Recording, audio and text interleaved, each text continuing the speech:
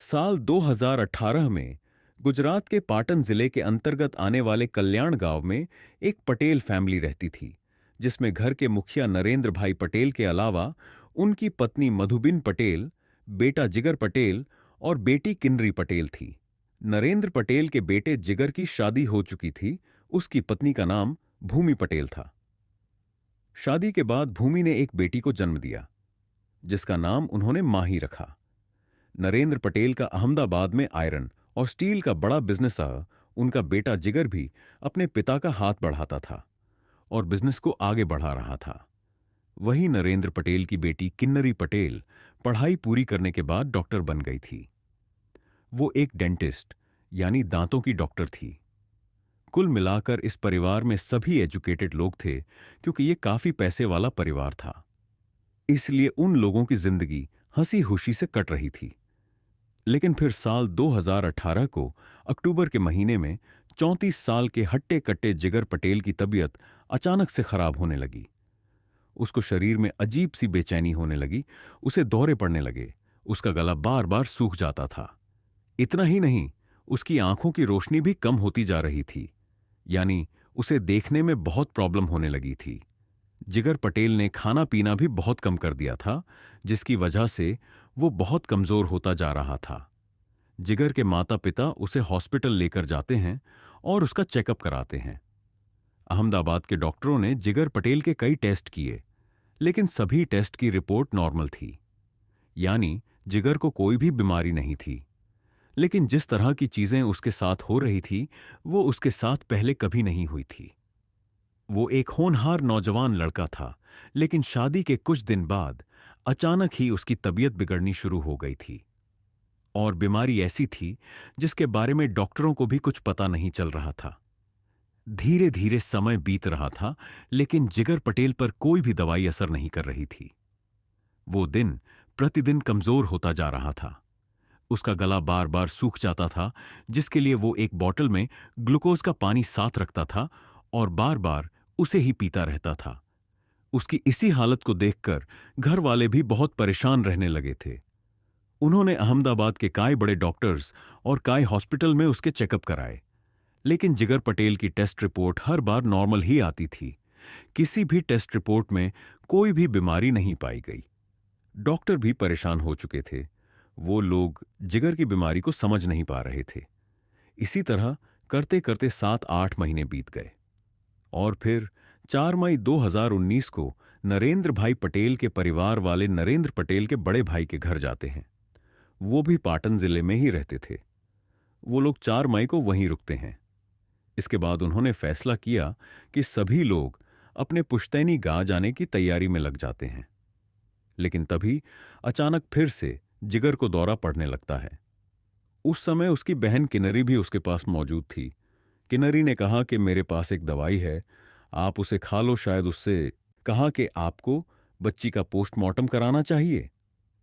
लेकिन उनके घर वाले इस बार भी मना कर देते हैं, जिसके बाद बच्ची का शव उसके दादा नरेंद्र पटेल को सौंप दिया गया। उन्होंने परिवार के लोग के साथ मिलकर बच्ची को दफन कर दिया। कुछ दिन बाद भूमि पटेल को भी हॉस्पिटल से डिस्चार्ज कर दिया गया। लेकिन अब अक्सर भूमि की तबीयत खराब ही रहने लगी थी, क्योंकि उसने एक ही महीने के अंदर अपने पति और बच्ची को खो दिया था। अगर देखा जाए तो उसका पूरा परिवार खत्म हो चुका था। वहीं ससुर नरेंद्र पटेल भी अब उदास रहने लगे थे। उनके मन में अजीब अजीब तरह के सवाल उठते रहते थे। एक दिन उन्होंने अपनी बहू भूमि से कहा कि तुम कुछ समय के लिए अपने मायके चली जाओ, क्योंकि यहां रहकर तुम्हें जिगर पटेल और बेटी माही का गम लगा रहेगा। इसके बाद नरेंद्र पटेल ने भूमि के पिता को फोन करके बुलाया। भूमि के पिता उसे अपने साथ घर ले गए। लेकिन जहां नरेंद्र पटेल के परिवार में सभी लोग दुखी थे, उन लोगों का कुछ भी करने को मन नहीं करता था। हर वक्त सबकी आंखों में आंसू रहते थे। वहीं उस घर का एक सदस्य ऐसा भी था जिसे देखकर ऐसा लगता था जैसे उसे जिगर और माही के चले जाने का कोई भी गम नहीं था। और वो सदस्य कोई और नहीं बल्कि उस घर की बेटी किन्नरी थी। किन्नरी अब भी हंसी खुशी रहती थी। वो हमेशा फोन पर अपने दोस्तों के साथ हंस हंस कर बात करती रहती थी। वो अपने दोस्तों के साथ बाहर घूमने भी जाती थी। किन्नरी को देखने से लगता ही नहीं था कि उसे अपने भाई और भतीजी के चले जाने का कोई दुख है, क्योंकि जिस दिन उस बच्ची की तबीयत खराब हुई थी और जब परिवार के लोग उस बच्ची को हॉस्पिटल लेकर जा रहे थे, तो उस समय भी उसके पिता ने देखा था। किन्नरी के चेहरे पर कोई परेशानी, कोई टेंशन नहीं थी, बल्कि उल्टा वो तो उस बच्ची को तड़पते हुए देखकर हंस रही थी। नरेंद्र पटेल पिछले कई दिनों से इस बारे में काफी सोच विचार कर रहे थे, और जब उनसे नहीं रहा गया तो आखिरकार उन्होंने किन्नरी से पूछ ही लिया, क्या तुमको अपने भाई और भतीजी की मौत का कोई भी दुख नहीं है? क्योंकि हम तुम्हें इतने दिनों से देख रहे हैं, तुम अब पहले से भी ज्यादा खुश रहने लगी हो। पिता नरेंद्र पटेल ने किन्नरी से पूछा कि कहीं उनकी मौत के पीछे तुम्हारा ही हाथ तो नहीं है? उन्होंने अपनी बेटी से यह सवाल पूछ तो लिया था, लेकिन नरेंद्र पटेल को यह उम्मीद नहीं थी कि उनकी बेटी इस सवाल का ऐसा जवाब देगी जिसे सुनकर उनकी बची कूची हिम्मत भी टूट जाएगी। किन्नरी ने अपने पिता के सामने खड़े होकर उनकी आंखों में देखते हुए बिना झिझक कहा कि पिताजी, आप सही समझ रहे हैं, मैंने ही भाई जिगर और भतीजी माही का कत्ल किया है। उसने कहा कि मैं तो अपनी भाभी भूमि पटेल को भी मारने वाली थी, लेकिन आपने उसे उसके मायके भेज दिया। इतना सुनते ही पिता नरेंद्र के पैरों तले से जमीन खिसक गई। वो सिर पकड़कर बैठ गए। लेकिन अब सवाल था कि आखिर एक पिता को क्या करना चाहिए। उनका इकलौता बेटा जिगर पटेल और पोती माही, वो दोनों तो चले गए थे, लेकिन दुख की बात यह थी कि उनके कत्ल की जिम्मेदार उनकी खुद की बेटी ही थी। ऐसे में नरेंद्र पटेल सोच रहे थे कि अब अपने बेटे और पोती के इंसाफ के लिए लड़े या फिर बेटी को जेल जाने से बचाएं। लेकिन फिर नरेंद्र पटेल ने तुरंत ही फैसला कर लिया कि वो पुलिस स्टेशन जाएंगे और सारी बात पुलिस को बताएंगे। इसके बाद पिता नरेंद्र पटेल अपनी पोती की मृत्यु के 5 दिन बाद पाटन जिले के बी डिवीजन पुलिस स्टेशन में जाकर अपनी बेटी किन्नरी पटेल के खिलाफ रिपोर्ट दर्ज करवाते हैं। इसके बाद प्रफुल्लित डॉक्टर किन्नरी पटेल को अरेस्ट करके पुलिस स्टेशन लाती है। किन्नरी पटेल ने पुलिस के सामने भी अपना जुर्म स्वीकार कर लिया था, लेकिन अब सवाल यह था कि आखिर उसने अपने भाई और मासूम भतीजी को कत्ल क्यों किया था। पूछताछ करने पर किन्नरी ने बताया कि बचपन से ही दोनों भाई बहन एक साथ पले बढ़े और एक साथ जवान हुए थे। मां बाप ने उनकी परवरिश में कोई भी भेदभाव नहीं किया था। जिगर की पढ़ाई खत्म होने के बाद उसने घर की सारी जिम्मेदारियां संभाल ली थीं। वो अपने पिता के बिजनेस में हाथ बटाने लगा था। वहीं किन्नरी भी पढ़ाई पूरी करके डेंटिस्ट बन गई थी। बचपन में उन दोनों भाई बहन में बहुत प्यार था, लेकिन बड़े होने के साथ साथ उनमें कुछ मन मुटाव शुरू हो गया था। लेकिन धीरे धीरे किन्नरी के मन में गलतफहमी और अपने भाई के प्रति जलन पैदा होने लगी। उसे लगता था कि घर में उसकी कोई भी इज्जत नहीं है। सभी लोग भाई जिगर को ही ज्यादा अहमियत देते हैं। और जब जिगर की शादी भूमि पटेल के साथ हो गई तो किन्नरी को लगा कि अब उसकी इंपोर्टेंस और भी कम हो गई है, क्योंकि उसकी भाभी भूमि पटेल भी एक डेंटिस्ट थी। घर में तो पहले ही क्लेश रहता था, लेकिन अब वो अपने भाई और भाभी से झगड़ा करने लगी थी। इसी तरह धीरे धीरे किन्नरी के मन में अपने भाई और भाभी के प्रति जलन और ईर्ष्या बढ़ती चली गई।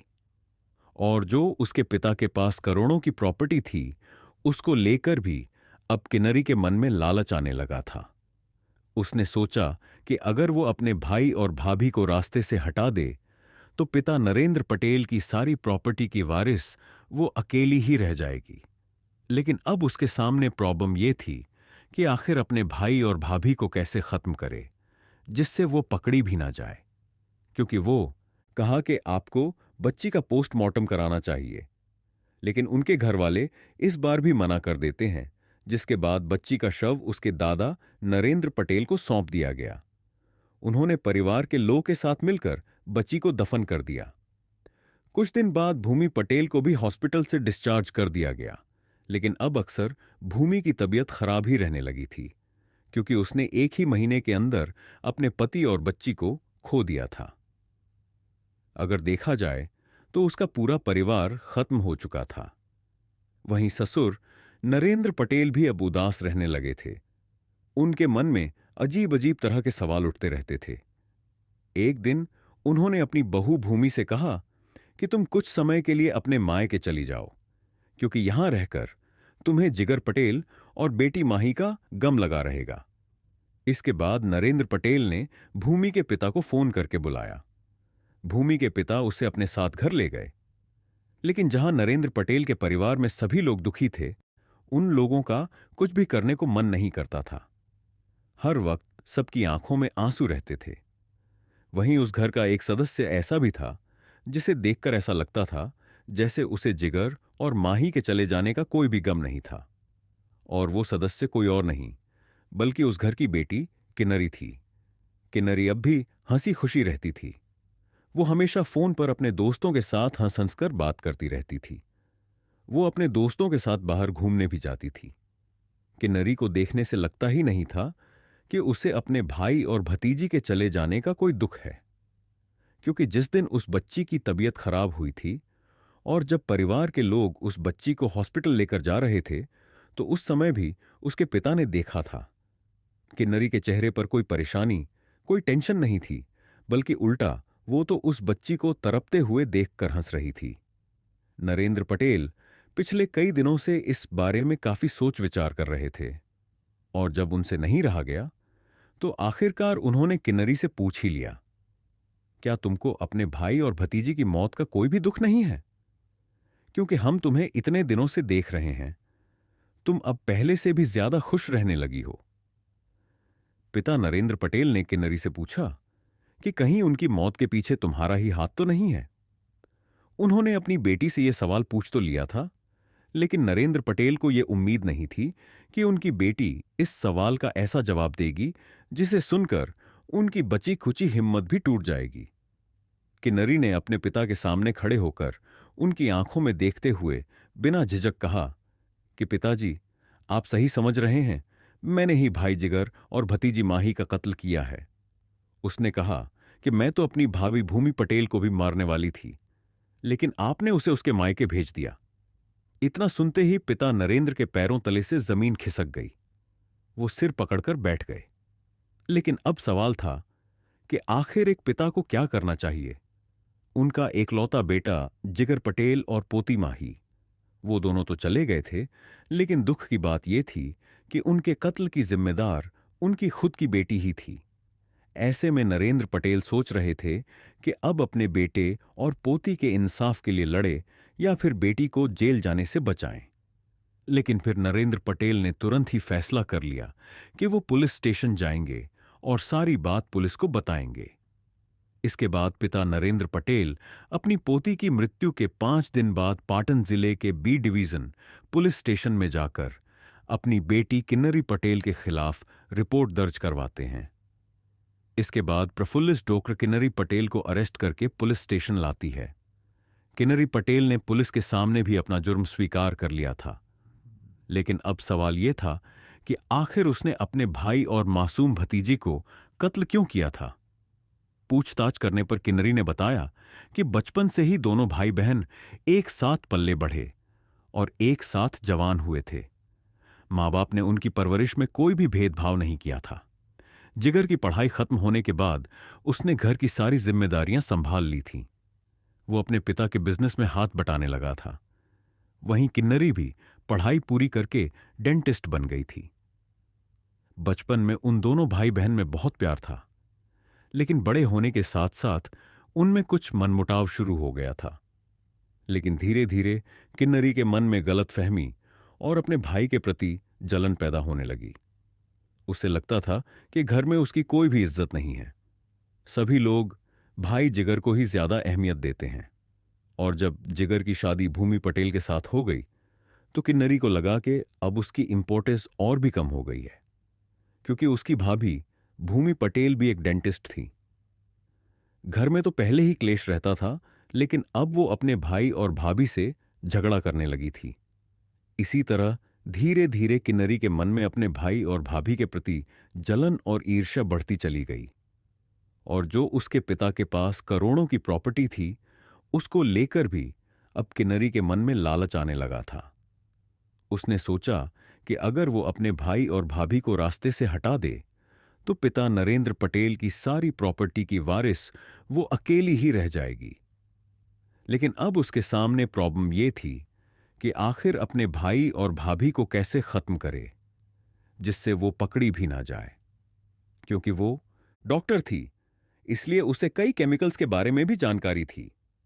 इसके बाद उसने कई अलग अलग केमिकल्स और जहरीले पौधों के बारे में रिसर्च करनी शुरू की कि केमिकल और पेड़ पौधे में स्लो पॉइजन कौन कौन से होते हैं जो इंसान के शरीर में धीरे धीरे असर करके ऑर्गन को डैमेज करते हैं, और ऐसा कौन सा जहर है जो इंसान के शरीर में तेजी से असर करता है। पहले तो उसने सोचा कि वो अपने भाई और भाभी को धीमा जहर देकर ही खत्म करेगी, जिससे सबको लगे कि ज्यादा तबीयत खराब होने की वजह से ही उनकी मौत हुई है। क्योंकि अगर उन दोनों में से किसी की भी अचानक मौत हो जाती तो घर वालों को उस पर शक भी हो सकता था। इसीलिए काफी रिसर्च करने के बाद किन्नरी को एक स्लो पॉइजन मिल जाता है। दरअसल वो एक पौधे के बीज थे, गांव देहात जैसे इलाके में जहां पर पेड़ पांधे जा। उसने सोचा कि शायद किन्नरी पौधे लगाने के लिए वो बीज मंगवा रही है। इसके बाद किन्नरी ने प्लान बनाया कि वो अपने भाई और भाभी को एक साथ जहर नहीं देगी, बल्कि वो उन दोनों को एक एक करके खत्म करेगी। उसने सबसे पहले अपने भाई जिगर पटेल को जहर देना शुरू किया। भाई जिगर जब भी काम के बाद घर पर आता था तो उसके आने से पहले ही किन्नरी भी अपनी ड्यूटी पूरी करके हॉस्पिटल से घर पर आ जाती थी। और जैसे ही जिगर पटेल घर आता तो बहन किन्नरी ही उसको पानी लाकर देती थी। उसने पहले ही वो बीज पानी में डालकर उस पानी को उबाल कर रख लिया था, और जब भी किन्नरी अपने भाई को पानी देती थी तो वो उसके पानी में वही जहर वाला पानी मिलाकर देती थी। कुछ दिन बाद धीरे धीरे वो जहर अपना असर दिखाना शुरू कर देता है। जिगर पटेल की तबीयत खराब होने लगती है। हालांकि घर वाले उसे बड़े बड़े डॉक्टरों के पास लेकर गए, लेकिन डॉक्टरों को भी उसकी बीमारी का पता नहीं चला। उसका गला बार बार सूख जाता था, जिसकी वजह से जिगर पटेल अपने साथ एक बॉटल में ग्लूकोज वाला पानी भी रखने लगा था। लेकिन वो पानी भी उसकी बहन गिनरी पटेल ही बनाकर देती थी। यानी जिस पानी को जिगर पटेल एनर्जी के लिए ग्लूकोज वाला पानी समझकर पीता था, असल में वो जहर वाला पानी था, जिसको पीने की वजह से उसकी तबीयत और भी ज्यादा खराब होती जा रही थी। लेकिन फिर मार्च 2019 में किन्नरी पटेल ने पोटेशियम साइनाइड खरीदा। हालांकि साइनाइड इतनी आसानी से नहीं मिलता है, लेकिन यह ज्वेलर्स के पास भी होता है, क्योंकि साइनाइड का इस्तेमाल सोने को साफ करने के लिए और उसे चमकाने के लिए किया जाता है। इसके बाद किन्नरी एक ज्वेलर के पास गई। पहले तो उसने ज्वेलर के साथ दोस्ती की, और फिर एक दिन किन्नरी ने उससे कहा कि मेरा एक पेशेंट है जिसको सोने का दांत लगवाना है, मुझे उसके लिए साइनाइड की जरूरत है। इस तरह किन्नरी ने उस ज्वेलर से साइनाइड ले लिया, लेकिन उसने केवल इतना ही दिया जितना एक सोने का दांत बनाने के लिए जरूरत थी। किन्नरी को यह मात्रा कम लगी। अब उसने यही तरीका दूसरे ज्वेलर पर आजमाया, यानी उससे भी दोस्ती करके साइनाइड ले लिया। अब उसके पास उन दोनों को खत्म करने के लिए काफी साइनाइड था। इसके बाद किन्नरी ने खाली कैप्सूल्स का इंतजाम किया, और फिर उसने साइनाइड को कार्निंग स्पैचुला की मदद से उन कैप्सूल्स में भर दिया। किन्नरी के पास पीले और लाल रंग के कई कैप्सूल थे, जिनमें उसने साइनाइड भरकर एक प्लास्टिक के डब्बे में रख लिए थे। हालांकि वो पहले ही अपने भाई को पौधे के बीज वाला पानी ग्लूकोज में मिलाकर देती थी, वो हर रोज अपने भाई को तड़पते हुए देखती थी। जिगर पटेल की तबीयत खराब हो गई, जिसके बाद किन्नरी ने अपने भाई से कहा कि मेरे पास एक दवाई है, तुम उसे खा लोगे तो जल्दी ठीक हो जाओगे। जिगर पटेल ने मना भी किया, लेकिन किन्नरी ने जबरदस्ती वो कैप्सूल अपने भाई के मुंह में डाल दिया और ऊपर से ग्लूकोज का पानी पिला दिया। कैप्सूल अंदर जाते ही जिगर पटेल की तबीयत बहुत ज्यादा खराब हो गई थी।